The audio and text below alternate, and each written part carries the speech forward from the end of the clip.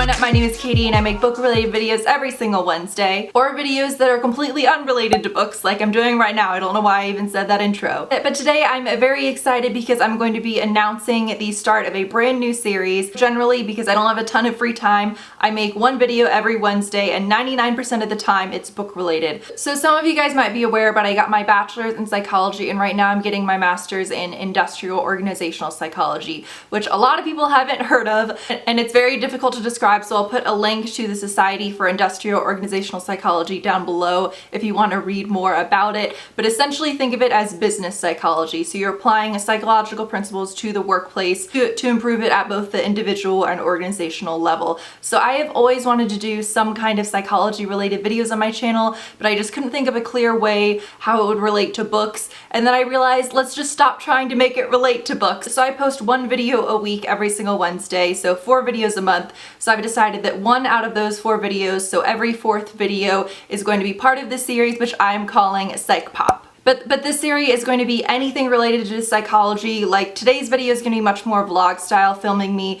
throughout the week trying something, which I'll get to in a second, but some of them might just be quick sit down chat discussion videos. So I have a huge stockpile of ideas and a really long list, but I would love to hear from you guys for what you would like me to talk about. So it can be anything related to psychology. If you want to ask more about industrial organizational psychology, I can talk about that. It can be some kind of current event that has to do with psych. Doesn't matter if it's controversial or not. So please let me know both what type of videos you'd like to see and some topics you'd like me to discuss, but let's go ahead and get into today's video. So today's video, if you've noticed, is called The Miracle Morning, and that title is taken from a book that covers this subject. Recently, I have been very stressed between finishing up grad school, having classes, having my work that comes with grad school because I have like a 20-hour-a-week assistantship, and I'm applying for jobs, and I have conferences I'm presenting at, so I'm just very stressed across the board. Now, a lot of studies have come out recently showcasing that highly successful people tend to wake up around a certain time every single day, and that is 5 a.m. And the reasoning behind this makes a lot of sense because by waking up at 5 a.m., you're always getting at least a couple hours in of work done before your email starts getting inundated, before you start getting phone calls, and before you essentially get more work on top of the work you already have. So I'm gonna go ahead and try this out Monday to Friday and see how it goes. Generally, I wake up at around 7:45, I want to say. And I also just want to say a massive thank you to NerberXO. She has a YouTube channel which I'll link, and she's much more active on Snapchat. But she recently started doing this, and she prior had been a night owl, and she absolutely loves it, and she just feels so much more productive. So now let's go ahead and get started.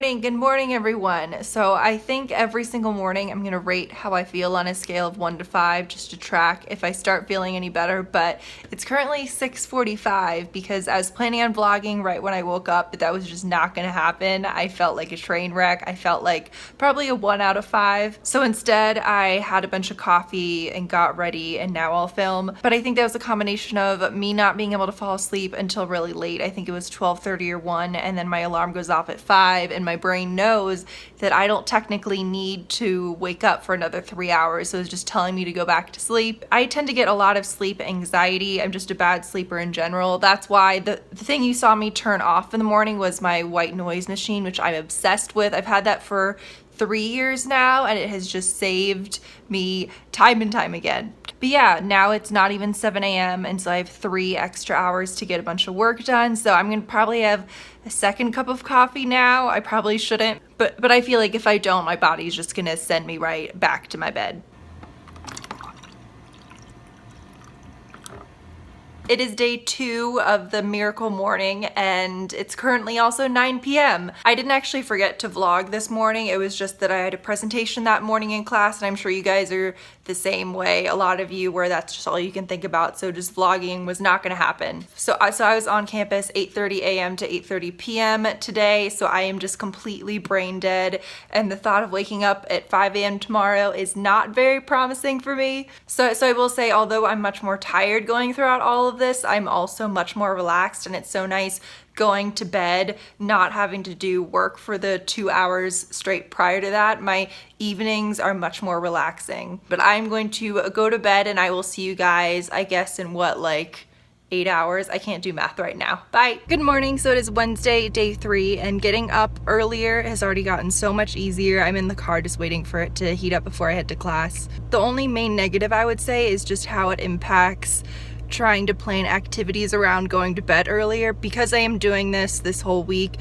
For example, Wednesday I generally go to a friend's house and watch American Horror Story, but I just know I'm not going to be able to but especially because I would have to drive to her house and it doesn't even start till 10 p.m. There's no way I would be in bed before midnight, because obviously I can't force other people to plan their activities around my schedule. So yeah, we'll see. Hi everyone, so it is day 4, Thursday, and it's not in the morning. If you can tell, I look a little run down. It's 7:30 p.m.